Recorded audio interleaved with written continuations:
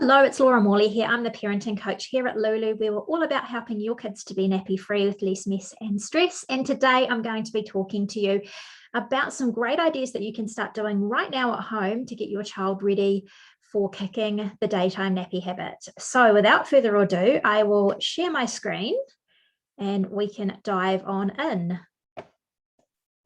Okay, so when it comes to toilet learning, there are normally three phases that most kids will go through: the preparation phase, the intensive phase, and the repetition and practice phase. And we're going to be talking today about the preparation phase. When we're thinking of the preparation phase, it's really about setting the platform for your child to fly. And there are definitely some things right now that you can do to get them ready. Now, you might want to start this a month before they go nappy free, or maybe a couple of weeks before, just to start teaching them some of the skills that they're going to need. Now, the first thing to do is to check that they have no medical issues. Okay. If you're trying to toilet train a kid that has constipation or a urinary tract infection or food intolerances or other things that can be contributing to affecting their body when it comes to wheeze and poos, then you want to make sure that you seek medical advice and get on top of those things before you start on the journey. There's definitely some things that you can do right now to start getting them ready, and what those things look like are teaching them the skills of hand washing, how long they should be washing for, how to actually effectively hand wash, because obviously they're going to need that when they start toilet training. And the other thing that you can do is when you get them dressed in the morning, or when they get undressed in the evening or before bath time, encourage them to practice taking up and down their pants. It's a really good skill if they can actually start to learn that pull up and push down, because they're obviously going to have to do that a lot when they are toilet training. The other thing that you can do is actually read them stories. This story here is Sophia and Mason Learn to Use the Loo. There's also potty books on our website as well. It's a really, really great way of introducing the process of what they're going to need to do in a step-by-step way so that they are super successful. That also might look like you introducing the words during nappy change time. So tomorrow when you're nappy changing them, you could say, "Oh, have you done a poo in your nappy? Can you say poos?" and get them to say the word after you. And so also they make the association, this is a wee, this is a poo. Maybe they need to learn the words toilet or potty. Or you could use sign language as well. Remember, there's children who are non-verbal autistic kids who can toilet train with no issues. Even if they're not able to communicate wheeze, poos and toilet, they might be able to communicate using sign language. So you might want to start drawing attention to the kids that they know that wear nappies. For example, oh, look, cousin such and such wears undies. One day you're going to be able to wear undies too. So you're trying to normalize it and show your child that they are going to be transitioning out of nappies and into undies one day, and start to actually talk and I guess sow the seeds that this is going to be something that happens to them in the future.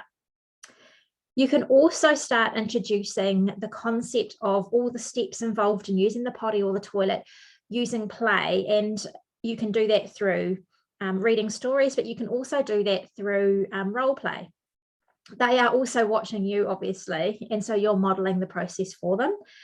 You can get the dolls that have water on the top and then water comes out the bottom, and that can be a really fun way of introducing the concept of using the potty or using the toilet in a way that feels like it's an extension of your child's play anyway, and therefore they're going to be a lot more on board. As much as possible, give them ownership through the preparation phase. So get them to help you to choose some underwear with characters on the front that they really like. Get them to choose a sticker that goes at the bottom of their potty. So this is a wee pal sticker. See, it's got a picture before and then a picture afterwards. So basically what happens is when your child wheezes on the bottom of the potty, there's a pool of wee, and that activates the sticker to change so that a character appears and gives them that feeling of cause and effect. So that's another thing that you can be doing now, is getting them to sit on the potty and actually have that experience of, oh, look, I've weed on it. Oh, look, the dog appears. Now, obviously, when you tip the wheeze into the toilet and you wash your potty in the laundry sink, the sticker will go back to being black again and wait until your child wheezes on it again. So that's something that you can be doing right now. So you could put your potty out before bath time, and encourage them to try and wee on it each day. Or when they come to help you in the toilet, as in they're going to be your toilet shadow and you were sitting on the toilet, then get them to sit on the potty. So you're basically modeling the steps and you're modeling the language and making it feel like a normal part of everyday life. You might also want to keep a record of when they're doing number ones and number twos and see if there's a pattern, because when your child goes nappy free full time, it's going to be easier if you know if they have a certain time when they poo, for example. And something that you can start doing now is give your child regular opportunities for no nappy time. Okay, so what that means is that you might want to start with just 10 minutes a day where your child wears underwear, and they might go to the toilet during that time, they might not. But the idea is that they get an opportunity to be out of their nappy and to have time wearing underwear, practicing pulling up and pushing down their pants, getting used to the sensation of not having something soft and padded close to their bum, running around with underwear on, so that we don't freak them out when we start to introduce underwear full time. They've already had an opportunity to actually wear those. So you might start with 10 minutes a day, and over a week you might build it up to 30 minutes a day. 20 to 30 minutes a day is totally fine. If you go for too long, obviously they're going to start having heaps of wee accidents and maybe some poo accidents in their underwear. So you do want to keep it quite short.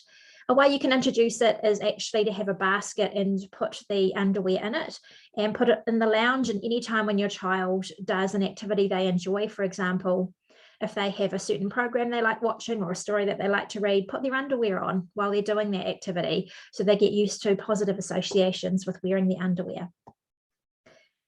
Remember to increase water and fiber, so that make sure that they've got a really, really good diet. There is a balloon there to remind us what our kids' bladders are like.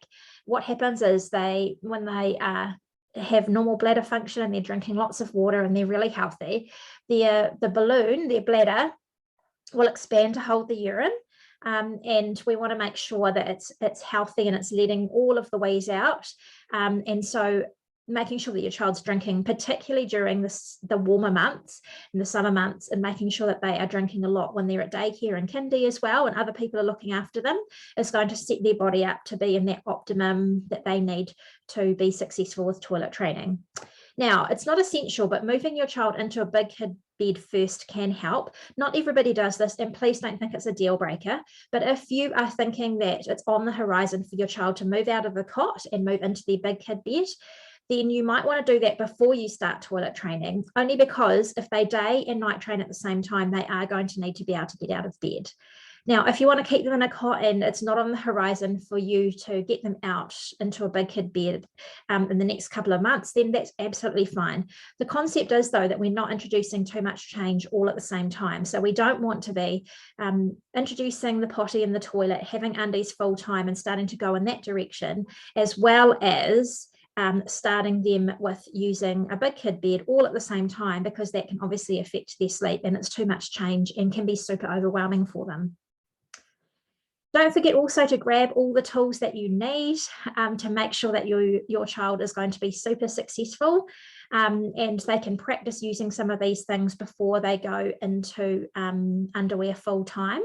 So we want to give them opportunities during the day, just when we're home with them. We don't need to do this while we're out and about, but we want to give them opportunities to practice using some of the different tools.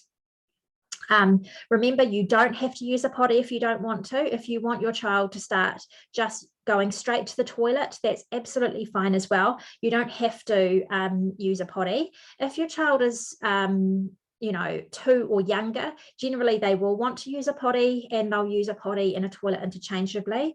Normally when they're 3 or older, they just prefer just to use the toilet because their bottoms are quite big and they feel a lot more comfortable on the toilet, but let your child take the lead on that.